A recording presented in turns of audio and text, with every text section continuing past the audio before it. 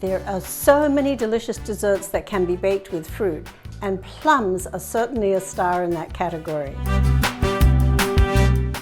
There are many ways to prepare a dessert with plums, but this easy cake is one of my favorites. If you're new to baking and you want a really simple cake, then I recommend you give this a try.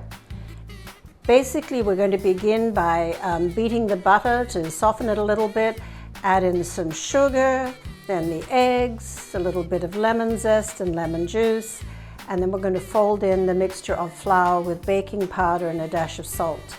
So that's all that it takes. You will need a springform pan because you want to be able to take the sides off and reveal the top. And then you will need to slice the plums so you can arrange them in the batter for baking. So it took 7 plums to decorate this cake. I chose convection and I adjusted the recipe down by 25 degrees. The recipe cooking time was 50 minutes to 1 hour. My cake cooked in 50 minutes, and as you can see, it's pretty delicious looking. So why convection and not regular bake? Well, convection always pushes the heat into the item and cooks it evenly. So give it a try. If you don't have plums, you could try another fruit. This batter will work with almost anything.